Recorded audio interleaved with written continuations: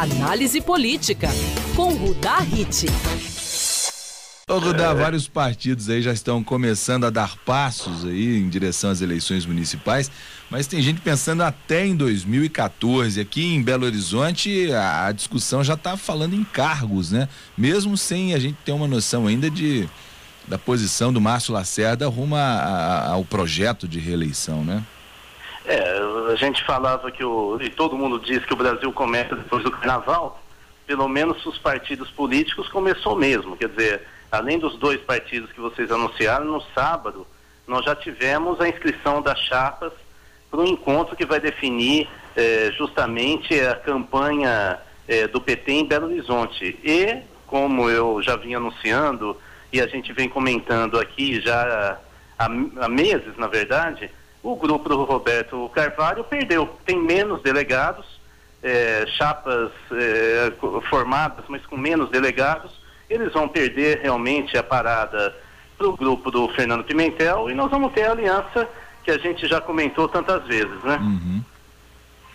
Bom, e a expectativa, Rudá, para os próximos dias agora é que realmente esse imbróglio envolvendo essa quantidade de partidos necessários para se fazer uma coalizão desse tamanho, como aqui em BH, que isso se desenrole mesmo ou vai continuar desse jeito até o meio do ano, quando as plenárias devem definir até como é que vai ser até o final, até a eleição mesmo?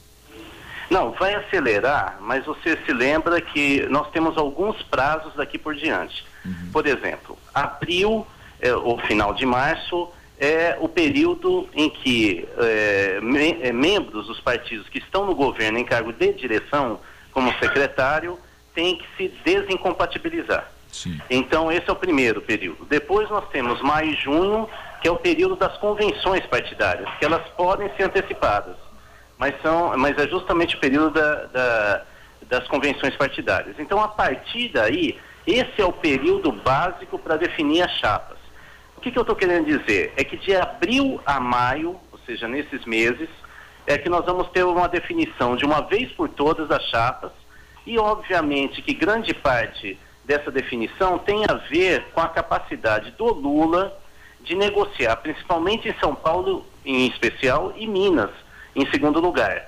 Vamos lembrar que nós estamos tendo vários problemas com a base aliada do governo federal. Por exemplo, o PSB, que nesse final de semana declarou apoio, tanto o PSB estadual como municipal de São Paulo, declarou apoio a José Serra. Então você está vendo que o imbróglio não é só em Minas, é generalizado nesses 2 estados que têm os 2 maiores colégios eleitorais estaduais do país.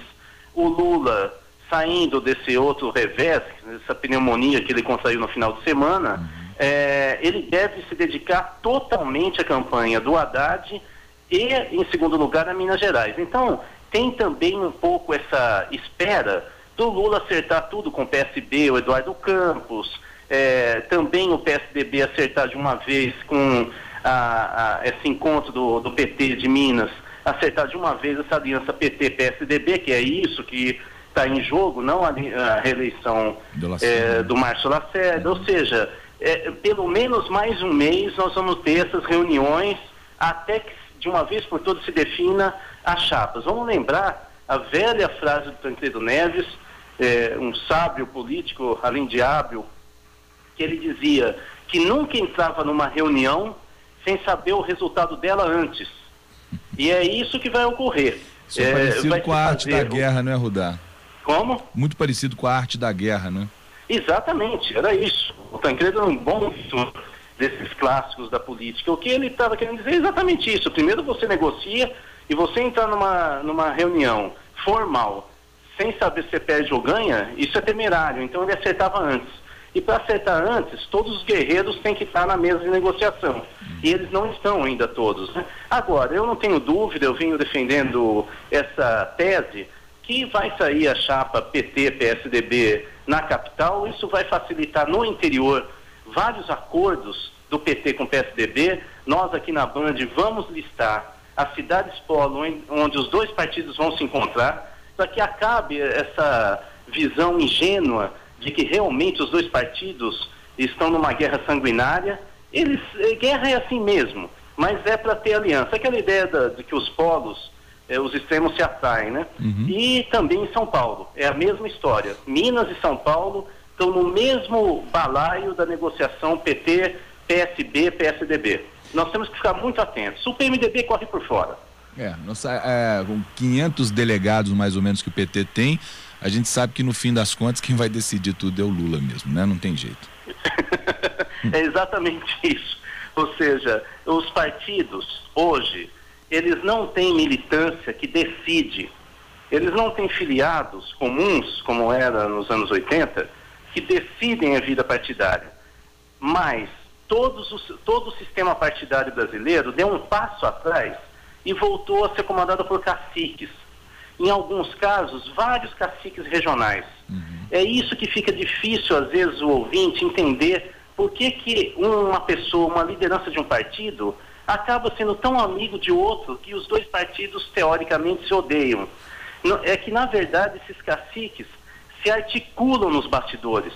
Eles acabam, às vezes, não trabalhando pelo partido em si, mas pela força política que ele consegue angariar com essas alianças pontuais. Ou seja, nós não temos efetivamente mais sistema partidário no Brasil. Que nós temos é a estrutura de cacique, como era na Velha República. São projetos de poder, né? Temos que entender que fica, ao mesmo tempo, mais saboroso e mais complicado explicar essas tramas que a gente está vendo de tanta reunião partidária, que na verdade tem que ter um cacique como o Aécio, como o Lula, como alguns deputados do PMDB para que eles funcionem. Tem que ter um cacique como o Eduardo Campos para enquadrar o PSB. Sem os caciques entrarem na história, todas essas reuniões têm pouco a dizer para nós. Como eu disse, são projetos de poder, né? Rudá Hit falou conosco sobre política na manhã dessa segunda-feira. Rudá, boa semana para você, a gente volta a se falar amanhã aqui na Band News FM. Pois é, todos nós, mais uma semana de calor, vamos ver se passa rápido. Vamos ver, um abraço para você.